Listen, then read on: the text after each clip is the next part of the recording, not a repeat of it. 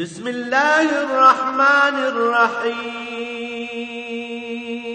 الرحمن علم القرآن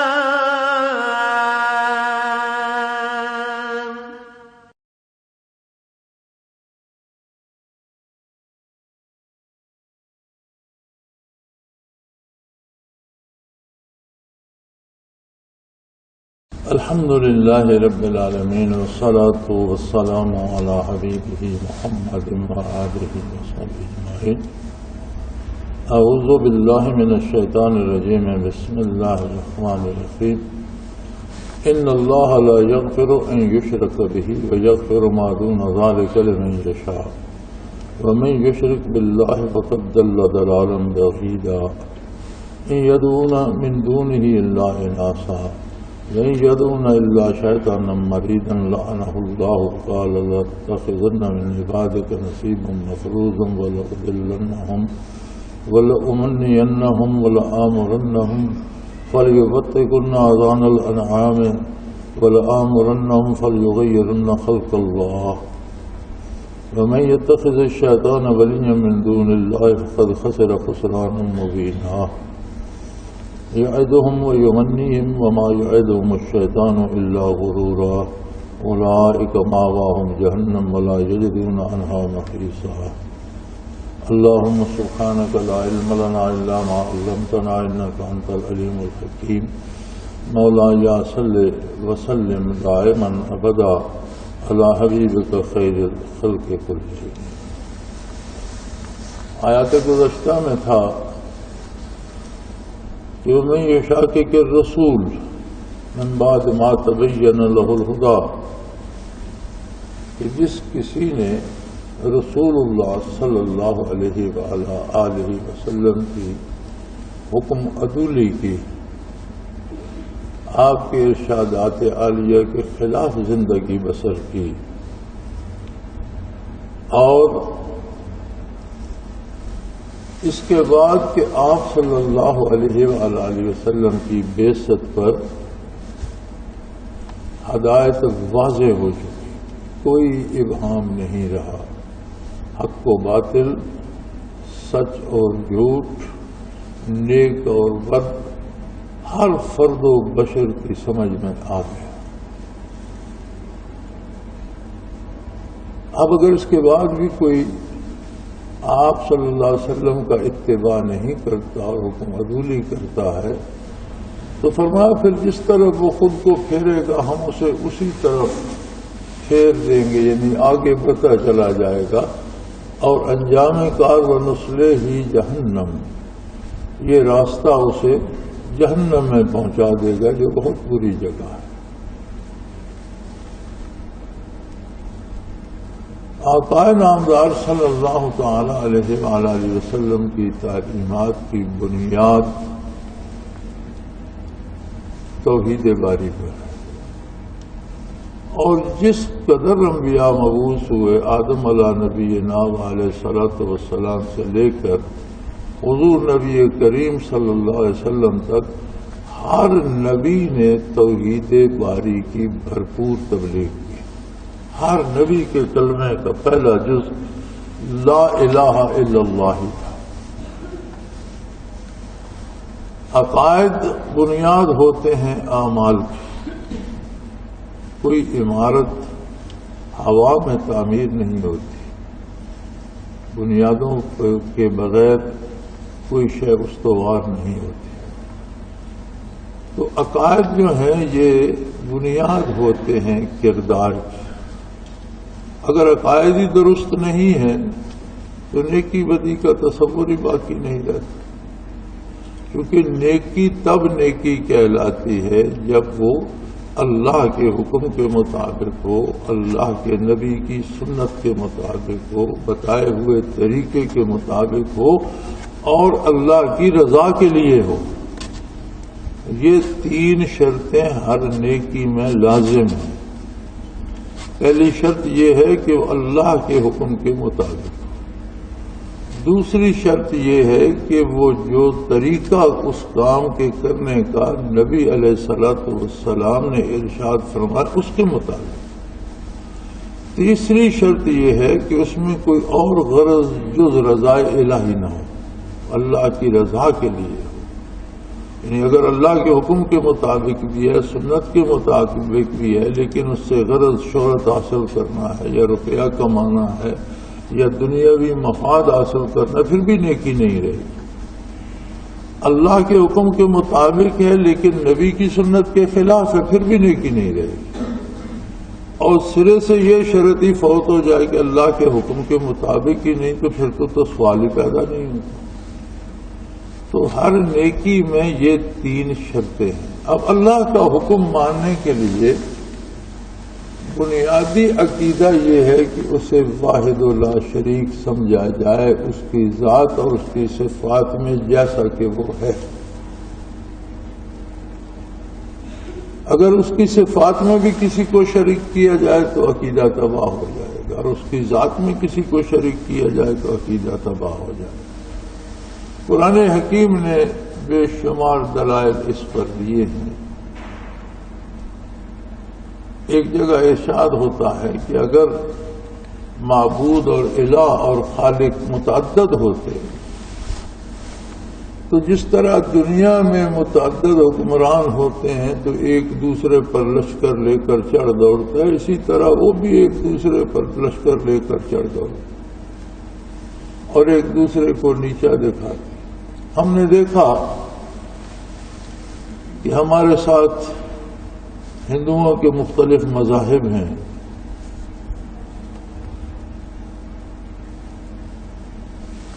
ان میں خدائی اوصاف انہوں نے دیوی اور دیوتاؤں کو دے رکھے ہیں۔ یہ دولت کی دیوی ہے، یہ اولاد دینے والی دیوی ہے، یہ صحت دینے کا دیوتا ہے، یہ لڑائی کا ہے، یہ زراعت کا ہے، یہ کھیتی کا ہے۔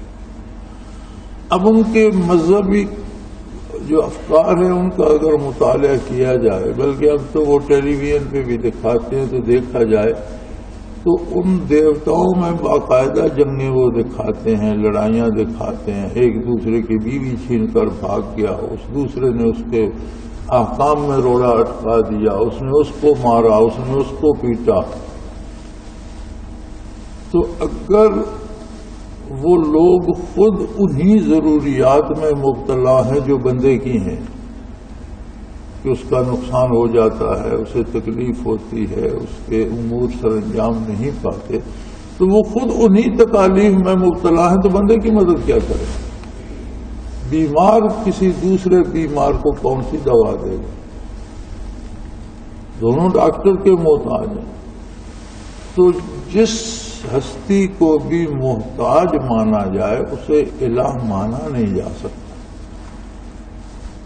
الہ ہونے کے لیے بنیاد یہ ہے کہ معبود صرف وہ ہے جو کسی کام میں کسی دوسرے کا محتاج ہے، مخلوق سے بے نیاز ہے۔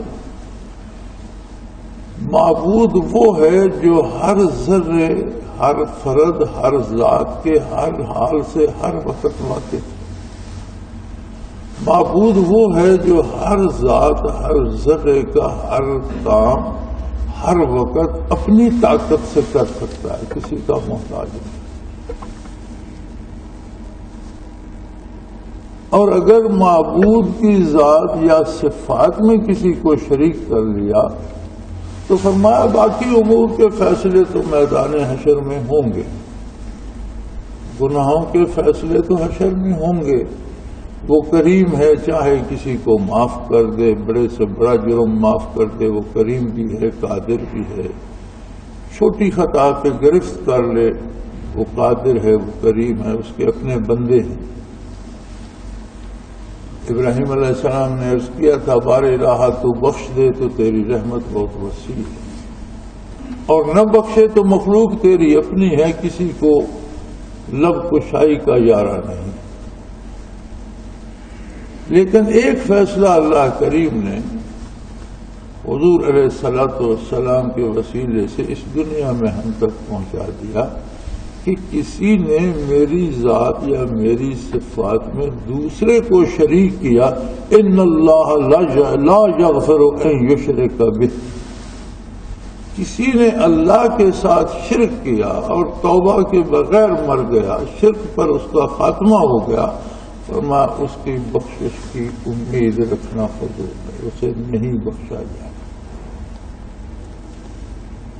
اور یہ بہت بڑا فیصلہ ہے، بہت بڑا فیصلہ ہے جو انسانی زندگی کو یکسر بدلنے کے لیے کافی ہے۔ دنیا عالم اسباب ہے، انسان کی بے شمار ضروریات ہیں، احتیاجات ہیں، محتاج ہے، اسے بھوک لگتی ہے، اسے پیاس لگتی ہے، وہ بیمار ہوتا ہے، اسے نیند آتی ہے، اسے بچے پالنے ہیں، اس کے بے شمار ضروریات ہیں، لمحہ لمحہ وہ محتاج ہے۔ اللہ کریم نے جہاں ضروریات پیدا کی ہیں ان کی تکمیل کے ذرائع بھی وہاں ضروریات سے زیادہ بکھیر دی۔ مخلوق کے ہر فرد کا رزق بھی پہنچا دیا ہے، لیکن سوال یہ ہے کہ اس کی عظمت کو ماننے والا انہی وسائل و اسباب کو استعمال کرتا ہے، لیکن اس کے بتائے ہوئے طریقے کے مطابق، اور جو اس کی عظمت کو نہیں مانتا اور عمر وہ بھی اسی کی کائنات میں گزارتا ہے، نعمتیں اسی کی دی ہوئی کھاتا ہے، وسائل و اسباب اسی کے دیے ہوئے استعمال کرتا ہے، لیکن کرتا اپنی پسند سے یا کسی دوسرے کی پسند سے۔ زندگی تو ہر فرد و بشر کو اسی زمین پہ بسر کرنی ہے، اسی ہوا میں جینا ہے، اسی سورج کی تپش میں جینا ہے، انہی بادلوں کی برسات میں جینا ہے، انہی زمینوں کی کھیتیوں میں جینا ہے، انہی وسائل انہی اسباب کو اس نے استعمال کرنا ہے، لیکن اس سلیقے سے کرے جو اس قادر قیوم نے بتا دیا۔ آج بڑا منہ پھاڑ کے کہہ دیا جاتا ہے کہ اسلام کے بتائے ہوئے طرز زندگی پر عمل بہت مشکل ہے، ممکن نہیں ہے، ہو نہیں سکتا۔ اس کا جواب ہمیں محمد الرسول اللہ صلی اللہ علیہ وسلم کی ذات اقدس نے 1400 سال پہلے دے دیا تھا۔ آپ صلی اللہ علیہ وسلم نے صرف اللہ کا دین پہنچایا ہی نہیں، صرف تعلیم ہی نہیں فرمایا، آپ کے تعلیم فرمانے میں بھی یہ قوت تھی کہ 14 صدیاں بیت گئیں، جس چیز کو حضور صلی اللہ علیہ وسلم نے غلط کہا ہے اسے دنیا آج بھی غلط سمجھتی ہے، خواہ اس پر عمل کرتی رہے، لیکن سمجھتے جانتے ہیں کہ یہ کام غلط ہے۔ اور جسے حضور صلی اللہ علیہ وسلم نے صحیح کہا ہے، ساری دنیا مومن و کافر، ہر فرد و بشر، جاہل و ان پڑھ، چرواہا گڈریا جانتا ہے کہ نیکی کیا ہے، برائی کیا ہے۔ یہ تعلیمات نبوی کا یہ اثر ہے کہ وہ نسل بعد نسل قیامت تک انسانیت میں چلتی رہیں گی، کوئی ایسا زمانہ نہیں آئے گا کہ ان کو مٹا دیں۔ پھر حضور صلی اللہ علیہ وسلم کی اس قوت تعلیم کے ساتھ آپ نے ایک ریاست تعمیر فرمائی۔ اس پورے آسمان نے دیکھا کہ روئے زمین پر ایک ہستی اپنی نبوت کا اعلان کر رہی ہے اور کوئی دوسرا بحیثیت نبی اسے جاننے والا موجود نہیں، ساری مخلوق گمراہی کی دلدل میں پھنسی۔ وہ حضرت خدیجہ رضی اللہ تعالی عنہا سے وحی کا تذکرہ فرماتے ہیں تو وہ ایمان لے آتے ہیں، کہتے ہیں یہ تو وہی فرشتہ ہے جس کے بارے ہم سنتے تھے موسیٰ علیہ السلام کے پاس آتا تھا، یہ اللہ کی وحی ہے، آپ اللہ کے نبی ہیں۔ خواتین میں سب سے پہلے ایمان لا، پھر اپنے سب سے عزیز دوست سیدنا ابو بکر صدیق رضی اللہ عنہ سے تذکرہ فرما، وہ بھی ایمان لیا، ایک سے 3 ہو جاتے، مردوں میں ابو بکر صدیق، خواتین میں خدیجہ الکبریٰ رضی اللہ تعالی عنہا، اور بچوں میں حضرت علی کرم اللہ وجہ الکریم کو یہ سعادت نصیب ہوتی ہے۔ تو اس پورے آسمان نے دیکھا کہ ایک بچہ، ایک بزرگ اور ایک خاتون ماننے والی، پھر اسی پورے آسمان نے دیکھا کہ 23 برس نزول قرآن مکمل ہونے تک پورا جزیرہ نمائے عرب میں اسلامی ریاست ترتیب پا جاتا، ہر شعبہ اس میں بن جاتا ہے، حکومت کے سارے محکمے بن جاتے ہیں، اور ایک ایک فرد پوری زندگی اس روش پہ گزارتا ہے جو محمد الرسول نے عطا۔ جب دین مکمل ہوا اور حضور صلی اللہ علیہ وسلم نے دنیا سے پردہ فرمایا تو دن گن لیجئے، وصال نبوی کے 23 برس بعد ہم دیکھتے ہیں کہ یہ ریاست جزیرہ نمائے عرب سے نکل کر ہسپانیہ تک، چین تک، سائبیریا تک اور افریقہ تک پھیل جاتی، اور اس ساری اتنی بڑی ریاست کا حکمران مسجد نبوی کا امام اور خطیب ہوتا، اور معلوم دنیا کے 3 حصوں پہ جو ریاست بنتی ہے اس کے سارے قوانین وہ ہے جو محمد الرسول نے تعلیم کیا۔ تو اگر ہم دنیاوی اعتبار سے بھی دیکھیں تو ایک ایسا فلسفہ حیات جو ایک بنجر زمین کو گلستان بنا دے اور عرب کے ریگزاروں کو ہدایت کا منبع بنا دے، اور وصال نبوی کے 23 برسوں تک روئے زمین کو سیراب کر دے، اب اسے کہا جائے کہ یہ فلسفہ قابل عمل نہیں ہے تو یہ کہنے والا جاہل ہے، کہنے والا یاوہ گو ہے، کہنے والا جھوٹا ہے۔ اس فلسفے نے، دنیا نے فلسفے دیے، دنیا کے دوسرے نامور لوگوں نے بھی فلسفے دیے، جرمنی کو ہٹلر نے ایک فلسفہ دیا تھا تسخیر عالم کا، مقدونیہ کے سکندر نے دنیا کو فتح کرنے کا ایک فلسفہ دیا تھا، اہل مغرب کا فلسفہ حیات اپنا ہے، روس میں ایک تحریک اٹھی سوشلزم کی، انہوں نے ایک نیا فلسفہ حیات دیا، چین میں ماؤ زے تونگ آیا، اس نے ایک نیا فلسفہ حیات دیا، ہندوستان میں کتنی تحریکیں اٹھیں اور کتنے فلسفے حیات سامنے آئے، لیکن کیا کوئی فلسفہ انسانیت کو اس طرح قابل قبول ہوا جس طرح محمد الرسول اللہ کا دیا ہوا فلسفہ حیات قبول ہوا؟ کوئی اس طرح قابل عمل ثابت ہو سکا؟ کسی دوسرے فلسفہ حیات نے 5 صدی پوری نہیں کی، اپنی موت آپ مر گیا۔ یہ ایک فلسفہ حیات ہے جو 14 صدیاں پوری کر چکا ہے اور قیامت تک زندہ اور قائم رہے گا، جس نے مٹنا نہیں ہے۔ افلک شموس الاولین وشمسنا ابدا لا افکل لا تغرب، سورج طلوع ہوئے غروب ہو گئے، لیکن ہمارا جو شمس ہدایت طلوع ہوا، جو روشنی محمد الرسول نے عطا کی صلی اللہ علیہ وسلم، وہ سورج طلوع تو ہوا، دنیا کو اس نے چمکا دیا، لیکن وہ کبھی غروب نہیں ہوا، ہمیشہ ہمیشہ قائم ہے۔ اس سارے فلسفہ حیات کی جو ہمارے پیارے حبیب صلی اللہ علیہ وسلم نے دیا، بنیاد یہ بات ہے کہ اللہ واحد لا شریک ہے، اپنی ذات میں بھی اور اپنی صفات میں بھی۔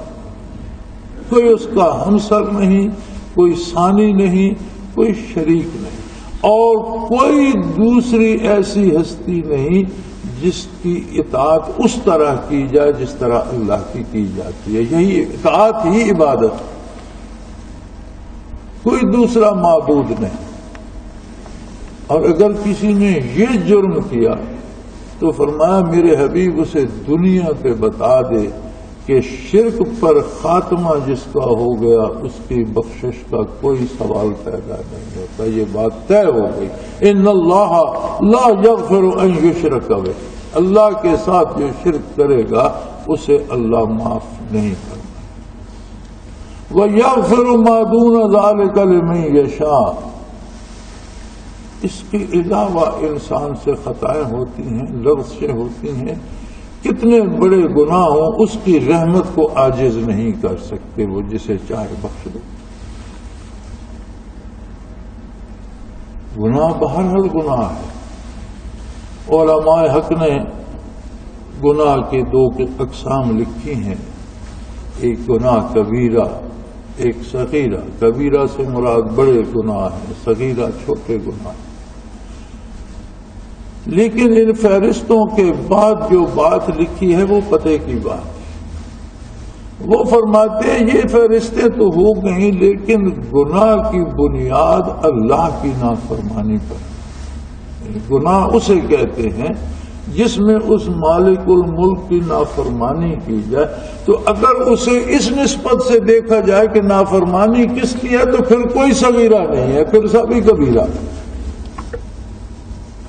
اگر اللہ کی عظمت کو پیش نظر رکھا جائے تو ہر غلطی گناہ کبیرہ ہے۔ لہذا نبی کریم صلی اللہ علیہ وسلم نے فرمایا کہ نادانستگی میں بھی، نہ جانتے ہوئے بھی ایسے کام ہو جاتے ہیں جو اللہ کو پسند نہیں، لہذا استغفار بھی پڑھتے رہا کرو، اللہ سے بخشش مانگتے رہا کرو، اپنی کمزوری کا اعتراف کرتے رہا کرو۔ بعض اوقات ایسا ہوتا ہے کہ جس کام کو ہم نیکی سمجھ رہے ہوتے ہیں اس میں ہمارا کوئی ایسا ارادہ یا کوئی ایسی نیت آ جاتی ہے کہ وہ گناہ بن جائے۔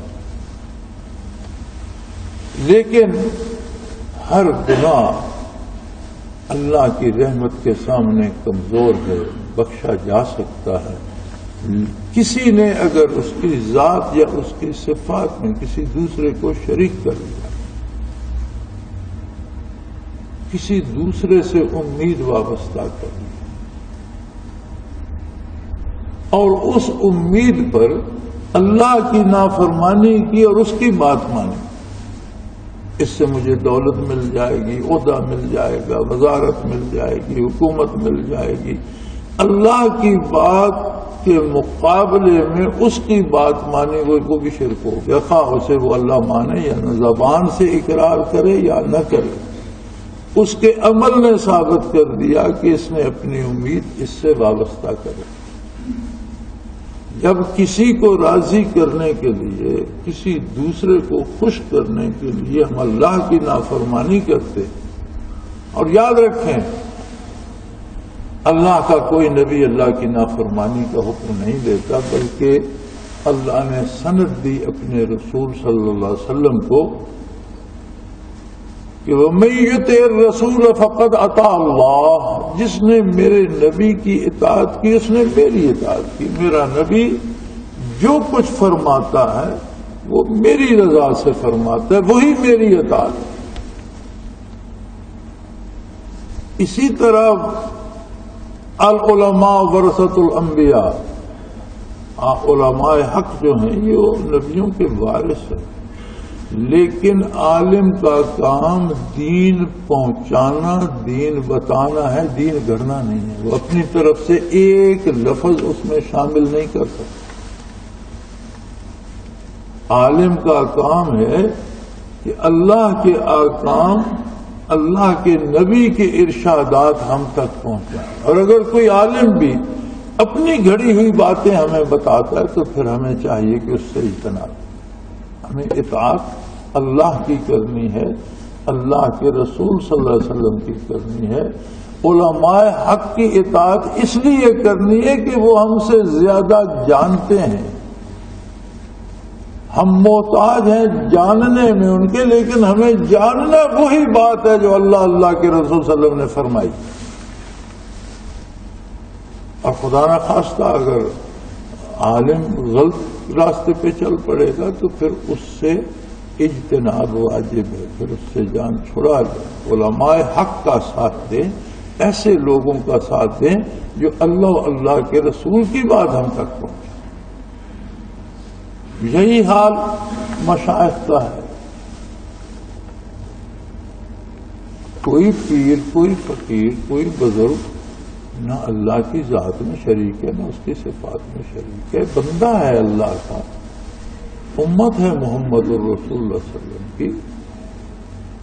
اگر اسے کو فوقیت ہے تو اطاعت پیغمبر میں فوقیت ہے. وہ ہم سے زیادہ اطاعت کرتا ہے، یا ہم سے زیادہ کیفیات کا حامل ہے، یا ہم سے زیادہ علم رکھتا ہے، یا ہم سے زیادہ برکات کا حامل ہے.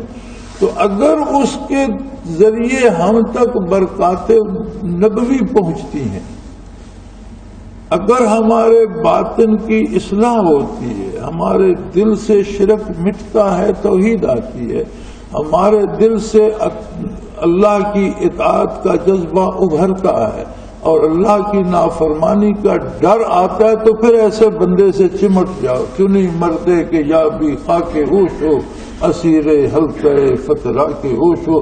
اگر ایسا کوئی بندہ ملے تو چمٹ جاؤ اس سے، پھر زندگی بسر کر تو پھر اس کا دامن نہ چھوڑ. لیکن مکن باصوفیان خام یاری کہ با خامانہ باشی خام کاری.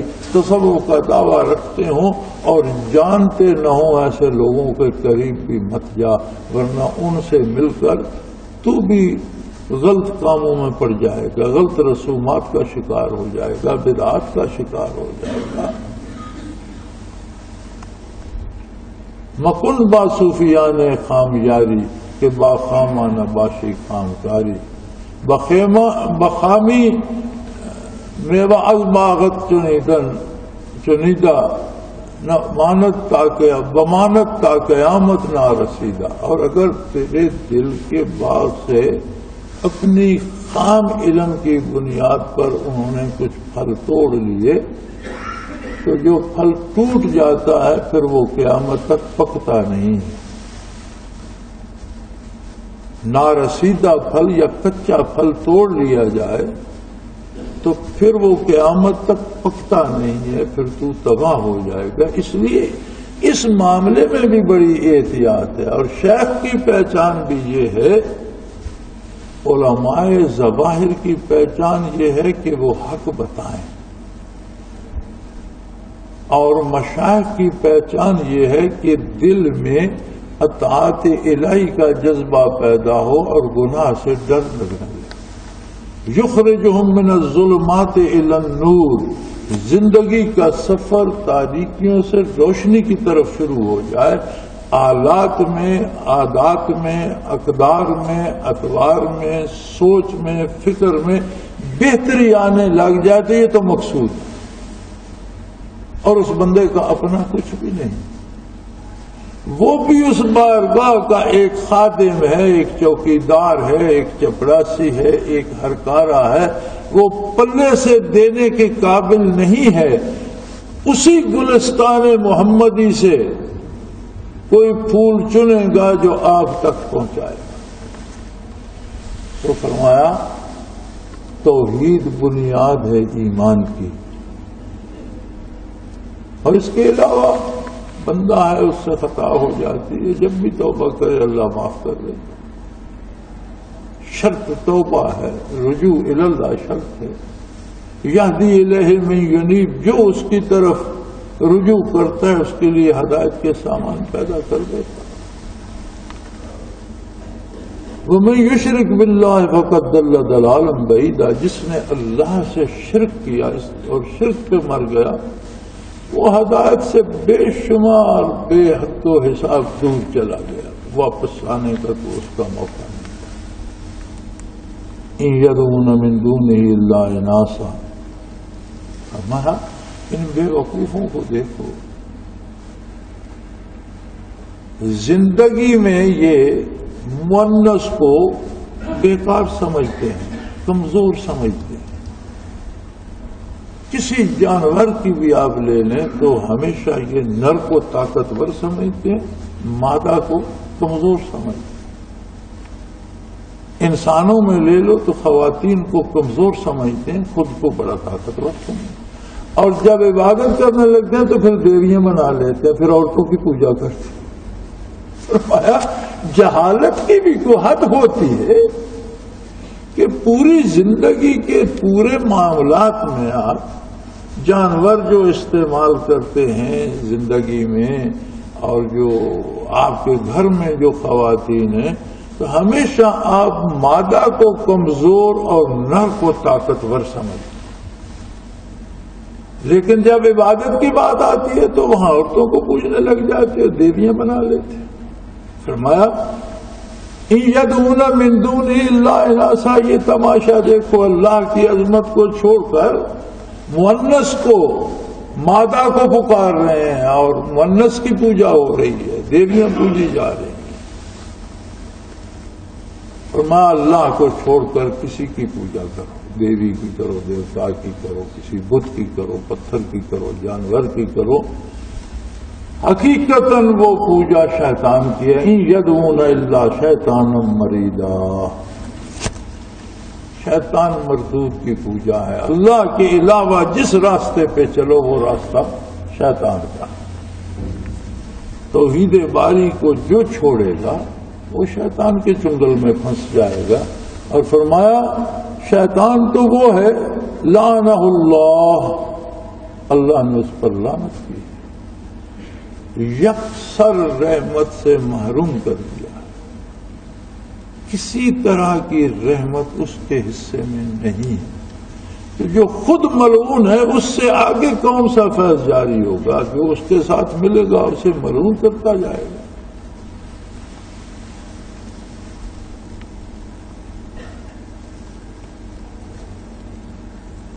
اور فرمایا جب یہ ملعون اور مردود ہوا تھا تو اس نے یہ دعویٰ کیا تھا, وقال لأتخذن من عبادک نصیبا مفروضا, اس نے کہا اللہ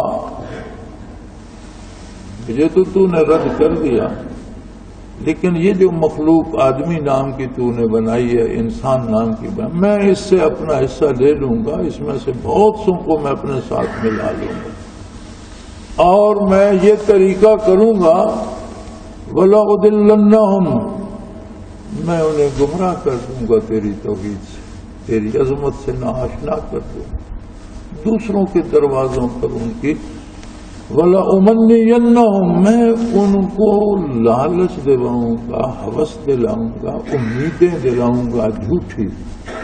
وہ تیری اطاعت چھوڑ دیں گے, ان جھوٹے سہاروں پر تیرے علاوہ دوسروں کی اطاعت کریں گے. وَلَآمُرَنَّهُمْ, میں انہیں اپنی باتیں سکھاؤں.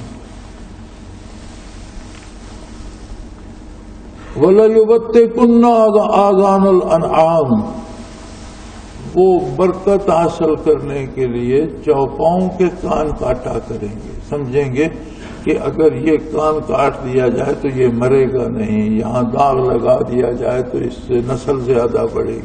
میں انہیں عجیب عجیب اوہام میں مبتلا کر دوں گا. اور جانوروں کی بات تو بار الہ چھوڑ, وَلَآمُرَنَّهُمْ فَلَيُغَيِّرُنَّ خَلْقَ اللَّهِ, میں انہیں ایسی باتیں سکھاؤں گا کہ وہ تیری تخلیق کو بدل دیں گے. مرد عورتوں کی طرح بننا شروع ہو جائیں گے اور عورتیں مردوں کی طرح نظر آنا شروع ہو جائیں گے. یغیرن خلق اللہ, اللہ کی تخلیق کو بدل دیں گے. مرد عورتوں جیسے حلیے بنا لیں گے, عورتیں مردوں جیسے حلیے بنا لیں گی, تخلیق باری کو بدل دیں گے. تو نے جسے مرد پیدا کیا ہے وہ کوشش کرے گا کہ میں عورتوں کی طرح نظر آؤں, اور تو نے جسے خاتون پیدا کیا ہے تیری نافرمانی کر کے وہ کوشش کرے گی میں مردوں کی طرح نظر آؤں. ذرا اس قرآن کے اس مبارک جملے پہ غور فرمائیے اور آج کی دنیا کو دیکھیے.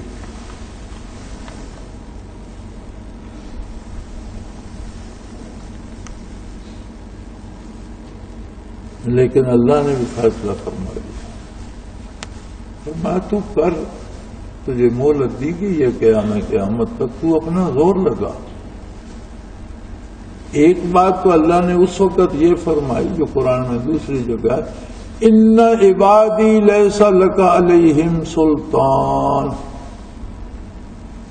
جو بندے میرے ہوں گے، مرد ہوں یا خواتین، ان پر تیرا دو نہیں چلے، کوئی بس نہیں چلے گا تیرا، اور جو میرے نہیں ہوں گے مجھے بھی ان کی پرواہ ہے، میں تو ان کا محتاج نہیں ہوں، بندے محتاج ہیں۔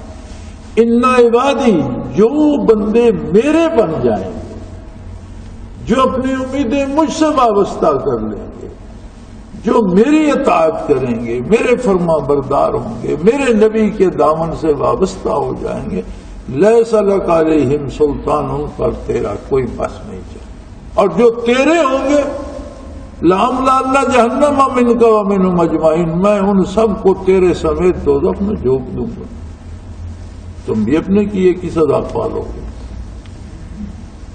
یہاں ارشاد فرمایا من یتخذ الشیطان ولیا من دون اللہ فقد خسر خسرانا مبینا، جس کسی نے اللہ کی عظمت کو چھوڑ کر شیطان کو اپنا بھلا چاہنے والا سمجھ لیا اور شیطان کی باتیں مان کر چل پڑا، اس نے اپنا کچھ باقی نہیں چھوڑا، اپنے آپ کو تباہ و برباد، خسر خسرانا مبینا، بہت بڑے خسارے میں چلا گیا، اس نے اپنا اجاڑ لیا اپنے آپ کو، اپنی زندگی کو، اپنی عاقبت کو، اس کے پلے کچھ نہیں بچا۔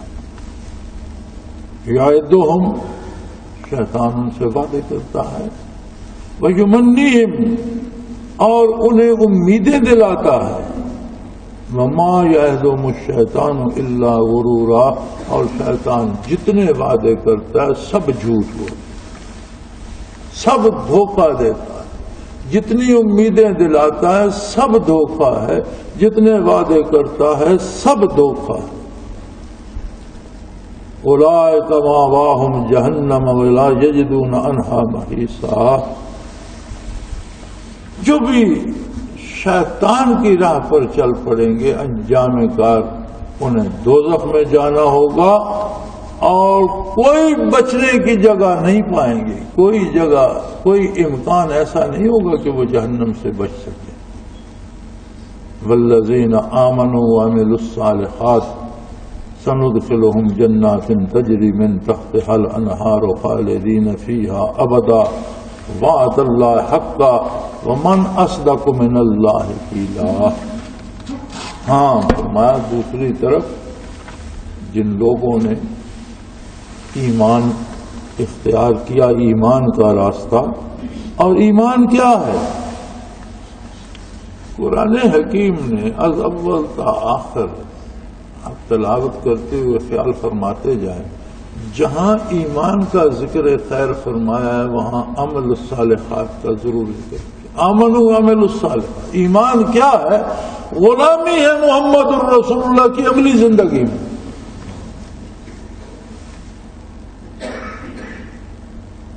میں ایک شخص سے کہتا ہوں یہ گلاس مجھے پکڑا دے، کہتا ہے جی سن لیا میں پکڑا دیتا، نہیں پکڑاتا۔ پھر کہتا ہوں یار یہ گلاس مجھے، کہتا ہے جی بالکل میں آپ کی حکم کی اطاعت، پکڑاتا نہیں۔ تو فرمائیے کیا اس نے بات مانی؟ زبانی تو کہتا رہا جی میں آپ کا خادم ہوں، میں آپ کا نوکر ہوں، میں ابھی آپ کو دیتا ہوں، لیکن دیا نہیں۔ اور میں ایک بندہ ایمان کا دعویٰ کرتا ہے میرے نبی کی اطاعت نہیں کرتا تو اس نے کیا ایمان لایا؟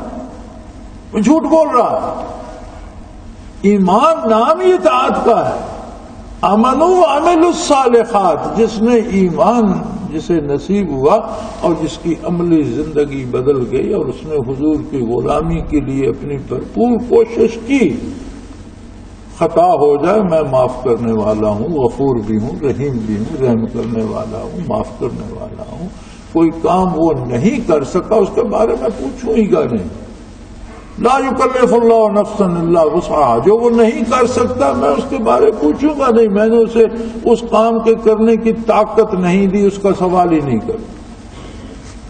قیام فرض ہے نماز میں، وہ شخص کھڑا نہیں ہو سکتا، بھلا فرض چھوڑنے سے نماز ہوتی ہے، لیکن وہ کھڑے نہیں ہو سکتا، اس کے لیے فرض نہیں ہے، وہ بیٹھ کے پڑھے، بیٹھ نہیں سکتا لیٹ کے اشارے سے پڑھے، اس کے لیے فرض نہیں ہے جو معذور ہے۔ جو کھڑا ہو سکتا ہے اس کے لیے کیا فرض ہے؟ جو کام اس کے بس سے باہر ہوگا وہ تو میں پوچھوں گا نہیں، لیکن جو اس کے بس میں ہے وہ کرے اور میرے نبی کے حکم کے خلاف کرے تو پھر تو اسے پوچھا جائے گا، پھر تو انصاف کا تقاضا یہ ہے کہ اسے پوچھا جائے۔ ہاں، جس نے خلوص نیت سے میرے نبی کے اتباع کی بھرپور کوشش کی، میں اسے ان باغوں میں داخل کروں گا جن کی طلب پر نہریں چلتی، تجری من تحتہا الانہار، یعنی دنیا میں نظام یہ ہے کہ جہاں پانی پہنچ سکتا ہے وہاں آپ باغ لگا سکتے ہیں، جہاں پانی نہیں پہنچتا باغ کا تصور ہی نہیں۔ فرمایا جنت کے باغوں کی خصوصیت یہ ہے کہ جہاں باغ ہے پانی کو وہاں پانی اس کے تابع ہے، باغ اس کے تابع نہیں ہے۔ یہاں تو باغ پانی کے تابع ہے، کہ پانی پہنچے تو باغ لگ سکتا ہے۔ فرمایا جنہوں نے میرے نبی کی غلامی کی ان کے لیے جو باغ ہیں پانی ان کے تابع ہے، جہاں وہ باغ لگانا چاہیں گے پانی وہاں پہنچے گا، پانی تابع ہے باغوں کے۔ اور مزے کی بات یہ ہے کہ خالدین فیہا، جنت میں داخلہ ہے، خروج نہیں ہے، پھر ہمیشہ ہمیشہ نہیں۔ وعد اللہ حق، اللہ کا وعدہ سچ ہے، یہ اللہ کا وعدہ ہے کہ تم میرے نبی سے وفا کر جاؤ، میری جنت تمہاری خاطر تمہارے لیے پیدا کی ہے۔ ومن اصدق من اللہ قیلا، اللہ سے بڑھ کر سچ کون بول سکتا ہے؟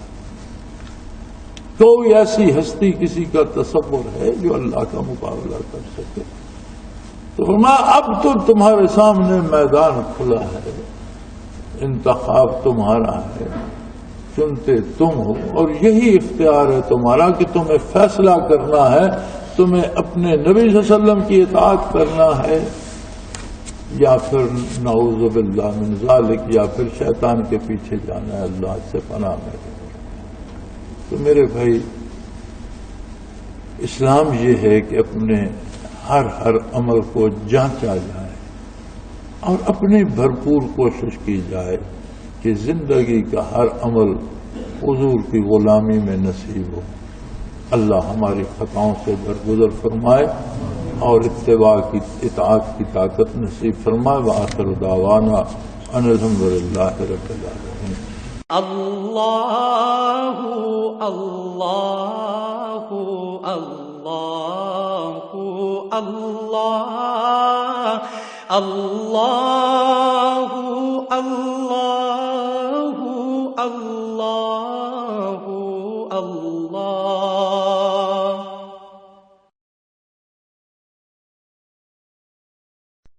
حضرت امیر محمد اکرم آوان مد ظلہ العالی دارالعرفان منارہ ضلع چکوال میں سالہ سال سے قرآن و حدیث کے اوپر خطابات کر رہے ہیں اور سلسلہ نقشبندیہ اویسیہ کے مطابق لوگوں کو ذکر الہی کی تربیت دے رہے ہیں۔ وہ قرآن پاک کی تفسیر ترتیب وار بیان کر رہے ہیں۔ تفسیر قرآن کو وہ موجودہ ملکی اور بین الاقوامی حالات کے مطابق بیان کرتے ہیں۔ موٹر وے سے کلر کہار کے انٹرچینج سے نکلتے ہوئے، کلر کہار کی جھیل سے ہوتے ہوئے، میانی، بوچھال اور نور پور سے گزرتے ہوئے دارالعرفان منارہ پہنچ سکتے ہیں۔ حضرت امیر محمد اکرم آوان نے بچیوں اور بچوں کی دینی اور دنیاوی تعلیم کے لیے سقارہ اکیڈمی کے نام سے ایک درسگاہ بھی قائم کی ہے، جس کا افتتاح ملک پاکستان کے صدر جنرل محمد ضیاء الحق نے اپنے دست مبارک سے کیا تھا۔ وہ تمام احباب جو اسلام کی طلب رکھتے ہیں ان سے گزارش ہے کہ دارالعرفان منارہ ضلع چکوال میں امیر محمد اکرم آوان صاحب کے خطابات سے مستفید ہوں۔ وہ ہر جمعے کو نماز سے پہلے بیان فرماتے ہیں۔